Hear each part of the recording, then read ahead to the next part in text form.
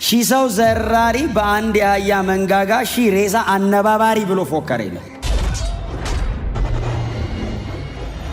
ሲዘራ አያምም። እንደዚህ ነው የሚዘራው። ወደ አንተ አትዘራው፣ ማጨድ ነው ወደ ራስ።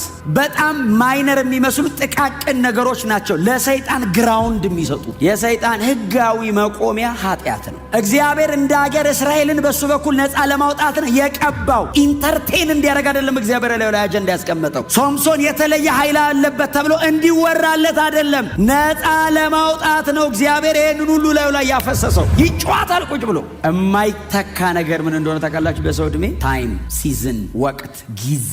ይህንን ኃይል ሊያባክነው ይችላል። ጊዜውን ኬት ያመጣዋል? የሚካስ ምናምን አዲስ ዘመን ይሰጣል። ምንም ጥያቄ የለውም። ትላንትናስ አለፈ። ዛሬን ካላስተዋልኩት ያልፋል። ዕድሜ፣ ወቅት እግዚአብሔር ሊጠቀምበት ፕሮግራም አድርጎ የሰጠኝን ጊዜ ሉዝ ሳረግ የጨረስኩት ድረስ ይባርከኛል፣ ይሸልመኛል። የቀረኝን ግን ይጠይቀኛል። ሶምሶንን ዩት በጣም ፌቨርድ ነው። በጣም ፕሮሞት የሚደረግ አይነት ሰው ነው። መጣ ከተባለ ሶምሶን በቃ ከተመለ። ሶምሶን ገብቷል ከተባለ ቀበሮ ይጠራብሃል፣ አንበሳ ይገነጣጥላል። የእግዚአብሔር ዓላማ ካለብን የጠላት ዓላማ የምትሆነው ምንም ተሌለበት ጠላትም አይፈልግም። በዝም ብሎ የተኛ ነው የሚልህ። አጀንዳ ካለብስ እድል ከሰጠ ታጠፋለህ ብዙ። ስለዚህ አሳይመንት ነው የሚሰጠህ። ለመነው ትሪት አረገው። እባክህ ሶምሶን እባክህ አለው። እግዚአብሔር ትቶት ሄዶ ብቻ ሳይሆን ሶምሶን እግዚአብሔር ትቶት ሄዶ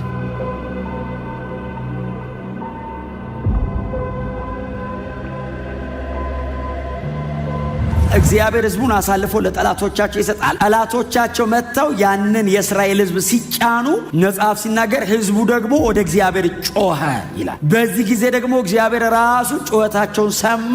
የሚያድናቸው ደግሞ መስፍን አስነሳላቸው። የእግዚአብሔር ሕግ ጸጥ የተደረገበት የእግዚአብሔር ሕግ ተቀምጦ ሰው በልቡ መልካም መስሎ የታየውን የሚያደርግበት እጅግ በጣም አስጨናቂ፣ ስፔሻሊ ደግሞ ለጻድቅ ሰው በጣም አስጨናቂ እንደ እግዚአብሔር ሕግ እንደ እግዚአብሔር ቃል በንጽህና ልኑር ለሚል ሰው እጅግ በጣም አስጨናቂ ዘመን ነበር የመሳፍንት ዘመን። እና በዛ ዘመን ከተነሱ ሰዎች መካከል ወይንም በእስራኤል መካከል እግዚአብሔር መስፍን አድርጎ ካስነሳቸው ሰዎች መካከል አንደኛው ሶምሶን የሚባለው ታላቅ ሰው ነው። የእግዚአብሔር ኃይል በላዩ ላይ ያለበት ታላቅ መስፍን ነው። በ19 ዓመቱ ሲያድግ በጾርዓና በኤሽታኦል ሸለቆ መካከል በዳን ሰፈር የእግዚአብሔር መንፈስ ሊያነቃቃው ጀመር ይላል። ሰውየው የሚነቃቃው ቤተ መቅደስ አይደለም። ሰውየው የሚነቃቃው ቸርች አይደለም። ሰውየው የሚነቃቃው ጫካ ውስጥ ነው። የሚወርድበት ኃይል የከተማ የቅጥር በር የሚነቀል ነው። ሰው አካባቢ አይነቃቃም፣ ይዞ ነው የሚሄደው። እግዚአብሔር እላዩ ላይ ኢንቨስት ያደረገበት ኃይል በሰው ልጅ ታሪክ እንደ ሶምሶን እግዚአብሔር ኢንቨስት ያደረገበት ሰው የለም። እግዚአብሔር ሶምሶን ፊል የሚያደርገውን ብቻ አይደለም፣ ይሄኛውን ፍጥረታዊ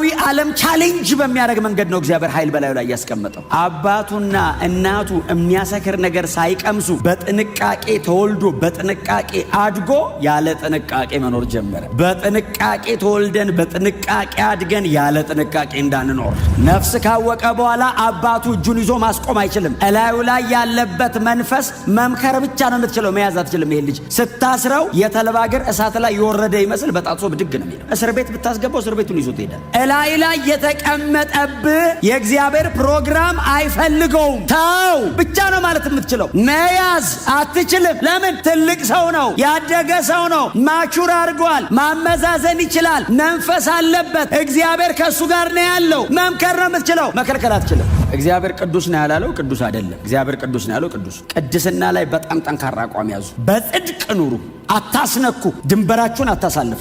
ምንም ይቅርባችሁ፣ ህይወት ይበልጣል። አንዳንድ በህይወታችሁ የሚደረጉ ነገሮች ለሚሰሩ ነገሮች ማረጋገጫ አይደሉ። እግዚአብሔር እንደውም እድል እየሰጠ ነው። ቀይ መብራት እየተጣሰ ሰው እኮ ይለምዳል። ታውቃላችሁ፣ ቀይ መብራት ይለምዳል። አይናችን የመጀመሪያ ቀን ነው የምንደነግጠው። ከዛስ መንገዱ መብራቱ ቀይ ነው ማለት ነው ይላል ሰው። አደጋ መሆኑን ረስቶ ሶምሶን እንደዛ እኮ ነው የሆነው። አዳብት አረገው ታውቃለህ መሳትን። ከዛ ሲመጣ አንድ ወጣት አንበሳ ነው። የአንበሳ ደቦል ይላል።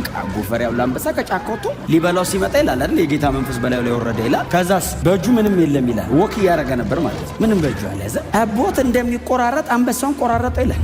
ለህይወታችን መስመር እና ብጅ ቅድስና ላይ አትደራደሩ። የምትኖሩበት ህይወት የኖራችሁ ቀን አይደለም፣ ከሆነ ጊዜ በኋላ ነው ዋጋ የሚያስከፍለን። የዕለት ሁለት ዋጋ አያስከፍለውም። ኢንጆይ ነው የሚያደርገው ሶምሶን። ማርበላ ማራበላ ግን አየ መንገድ እየሳተ ነው። ይሄ አካሄዱ መጨረሻ ላይ የት ጋር እንዳደረሰው እንግዲህ አንብበናል አብረን። የዕለት ሁለት አይደለም የጎደው፣ ከተወሰነ ዓመት በኋላ ሲዘራ አያምም። እንደዚህ ነው የሚዘራው። ወደ አንተ አትዘራው፣ ማጨድ ነው ወደ ራስ። በጣም ማይነር የሚመስሉ ጥቃቅን ነገሮች ናቸው ለሰይጣን ግራውንድ የሚሰጡ። የሰይጣን ህጋዊ መቆሚያ ኃጢአት ነው። እግዚአብሔር እንደ ሀገር እስራኤልን በሱ በኩል ነፃ ለማውጣት ነው የቀባው። ኢንተርቴን እንዲያደርግ አይደለም እግዚአብሔር ላይ አጀንዳ ያስቀመጠው። ሶምሶን የተለየ ኃይል አለበት ተብሎ እንዲወራለት አይደለም፣ ነፃ ለማውጣት ነው እግዚአብሔር ይህንን ሁሉ ላይ ያፈሰሰው። ይጫዋታል ቁጭ ብሎ አባቱ ቤት ከርሞ ተመልሶ ሲመጣ ሚስቴ ሲል በቃ አንተ ወደ አባት ቤት ሄድክ እኮ መስሎን ለመጀመሪያ ሚዜ ዳር ናት፣ እንደውም ሁለተኛዋ ልጅ እንደውም እኮ ከሷ የተሻለች ቆንጆ ናት፣ ለምን አታገባትም አሉት። ሌላ ህይወት፣ ሌላ ፕሮግራም፣ ሌላ አሳይመንት ይሰጡታል። የእግዚአብሔርን አስጥለው የእነሱን እንዲኖር አረጉት። ቀበሮ አንደርስታንድ የሚያደርገው ሰው ነው። ምን አይነት ኃይል ነው? ምን አይነት መለኮታዊ ፌቨር ነው በቀበሮ ፊት የሚያቆም? የቀበሮ እኮ ናቹራሊ እንዳትጠጋው የሚያደርግ ብዙ ምክንያት አለ ነው እዚያውን ማልናገረው። አንተ አውሬ ቀበሮ እኮ ነው ከጫካ እኮ ነው የመጣው። አስለምዶ እኮ እንዳይመስልህ ሁለት አድርጎ ጭራቸውን አንድ ላይ አድርጎ ችቦ ላያቸው ላይ ያሰረ። ጭራቸው ላይ ችቦ አድርጎ ችቦውን እሳት ለኩሶ ወደ ፍልስጤም እርሻ ሄዱ አላቸው። ወደ ቤቱ የተመለሰ ቀበሮ የለም። አጋጣሚ አይደለም ማለት እኮ ነው ነገሩ። ወደ ፍልስጤም እርሻ ሄደው የፍልስጤም እርሻ አቃጠሉ ይላል። ነፃ ለማውጣት የሰጠውን ኃይል ለተለያዩ ነገሮች አዋለው። የማይተካ ነገር ምን እንደሆነ ታውቃላችሁ? በሰው ዕድሜ ታይም፣ ሲዝን፣ ወቅት፣ ጊዜ። ይህንን ኃይል ሊያባክነው ይችላል። ጊዜውን ኬት ያመጣዋል? የሚካስ ምናምን አዲስ ዘመን ይሰጣል። ምንም ጥያቄ የለውም። ትላንትናስ አለፈ። ዛሬን ካላስተዋልኩት ያልፋል። ዕድሜ፣ ወቅት እግዚአብሔር ሊጠቀምበት ፕሮግራም አድርጎ የሰጠኝን ጊዜ ሉዝ ሳደርግ የጨረስኩት ድረስ ይባርከኛል፣ ይሸልመኛል። የቀረኝን ግን ይጠይቀኛል። ሶምሶን ይኸው በእውነት ነው የምላችሁ። አሁን የሶምሶንን ዝም ብላችሁ እዩት። ዝም ብሎ ሲኖር ብታዩት የሚያስቀና ነው። ያስቀናል። በይዞ እንደዚህ ስታዩ የዛ ዘመን ብትኖር ካለቀ በኋላስ አሁን እንደና እንዳንተ ቁጭ ብሎ የሚያነባውስ ምን አለ ቢጨክን አትሉ? ምን አለ ትንሽ እንደው ያዝብ ያደረገው? ምን አለ ይሄንን የሚያክል ኃይል ለእግዚአብሔር አጀንዳ ቢያውለው? በዚህ አይነት መንገድ አይሞትም። ዮሴፍን ይዩት እስቲ።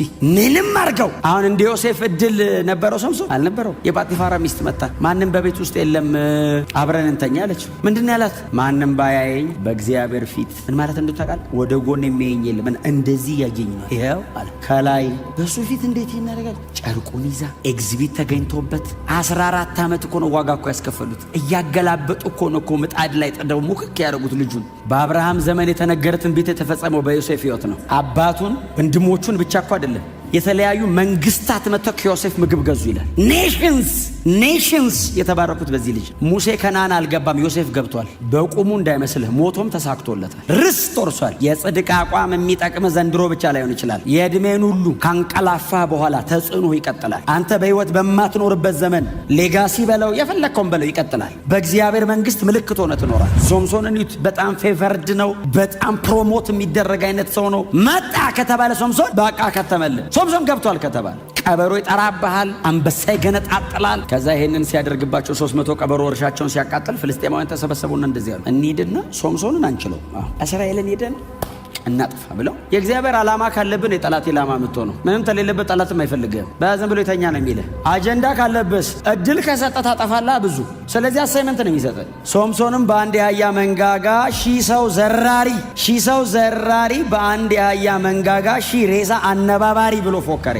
ደሊላ ከሶምሶን ጋር መታ እንደምትወደው ትነግሯለች። በጀርባ በኩል ከፍልስጤም ሹማምንት ጋር ስለሱ ታወራለች። ሶምሶን ኃይል አለው፣ ጥበብ የለውም፣ እንደ እግዚአብሔር ቃል አይኖርም። ተመልሶ የገደለው እኮ እሱን። ሰይጣን እስከ መቼ ነው ሰውን የሚፈትነው? እስኪወድቅ። መቼ ድረስ ነው ታዲያ ሰይጣን የምናሸንፈው? ወደ ጌታ እስክንሄድ። እስከ መቼ በጽድቅ ልኑር? እስክትሞት። እደክማለሁ። ኦፍኮርስ የሚያግዝ እግዚአብሔር አለ። ሊያቀት ይችላል። አዎ የሚያግዝ አምላክ አለ። ጸጋ ይሰጣል፣ ኃይል ይሰጣል። ስታንድ እንዳትቀይር እንጂ። ሶምሶን እኮ በኮንቪክሽን ነው ኃጢአት የሚያደርገው። ድንገት ሳት ብሎት እኮ አይደለም፣ አቅዶ ነው የሚያደርገው። አቅዶ ፕሮግራም አድርጎ ፍልስጤም እኮ ሄዶ ነው። ፍልስጤም አንተ ምን ትሰራለህ? ፍልስጤም ድረስ ሄዶ ቁጭ ብሎ ነው እኮ እንጂ ድንገት እግር ጥሎት አይደለም እኮ። ፕሮግራም አድርጎ ነው የሚያደርገው። አዳኝ እኮ ነው። ራሱንም ግን አልቻለም። እሱም በንጽህና መኖር አልቻለም። እንኳን እስራኤልን ለእግዚአብሔር ይለያት። አስራው መጽሐፍ ቅዱስ ሲናገር ልታስጨንቀውም ጀመረች የሚል ቃል አለ። ቀሰቀሰችው አይደለም የሚለው መጽሐፍ ይላችሁ ስሙኝ። መጽሐፍ ቅዱስ በጣም በጥንቃቄ የተጻፈ መጽሐፍ ነው። የልቡን አውጥቶ እንደነገራት ታወቀች ይላል። በቃ ገባት። ከዛ ቀጥሎ መቀስቀስ አይደለም ማስጨነቅ ጀመረች። ተነስ ማጦበት ስትለው መጽሐፍ እንደዚህ ይላል፣ እንደ ወትሮ የሆነ መስሎት ሊነሳ ሞከረ፣ እግዚአብሔር ከእርሱ ሄዶ ነበርና እርሱ ግን አላወቀም። ሲመጣ ያስታውቃል። ተራራ እየነቀለ ቋጥኝ እያፈረሰ ዛፍ እየገነጠለ ቀበሮ እየጠራ ነው ሲመጣ። ሲሄድ አያስታውቅም። ለመነው ትሪት አረገው። እባክህ ሶምሶን እባክህ አለው። እግዚአብሔር ትቶት ሄዶ ብቻ ሳይሆን ሶምሶን እግዚአብሔርን ትቶት ሄደ። ኪዳን መሃላቸው ነበር። አስነሳ። አልፈልግም። እግዚአብሔር ቦታው ላይ ያለ ሶምሶን ጥሎ ሰይጣን የሚፈልገው ሰውን ለመግደል ጌታችን ኢየሱስ ክርስቶስ የመጨረሻውን የሰይጣንን ዓላማ ነገረን። የመጨረሻ ሰይጣንን ከኢየሱስ በላይ የሚያውቀው የለም፣ ፈጣሪው ነው። ሌባው አለው። ሌባ ነው። ሶምሶን ጋር የመጣው ሊሰርቅ ነው። ሊሰርቅ አለ ሊያርድ ሊያጠፋ እንጂ ስለሌላ ስለምንም ሰይጣን ካከበረ ሊያርድ እያመቻቸ ነው። ብራዘር ከፍ ካረገ ቄራው ላይ ነው ማለት ነው ማረጃው። አወዳደቅህን በደንብ እያስተካከለ ነው ማለት ነው። ሰይጣን ማንንም ለማክበር ፕሮግራም አድርጎ አያቅም። ጌታ የነገረን ሊያርድ ሊያጠፋ ስለሌላ ስለምንም ያመጣ። እኔ ግን አለ ኢየሱስ ሕይወት እንዲሆንላችሁ እንዲበዛላችሁም መጥቻለሁ። መጽሐፍ ሲናገር ያዙት።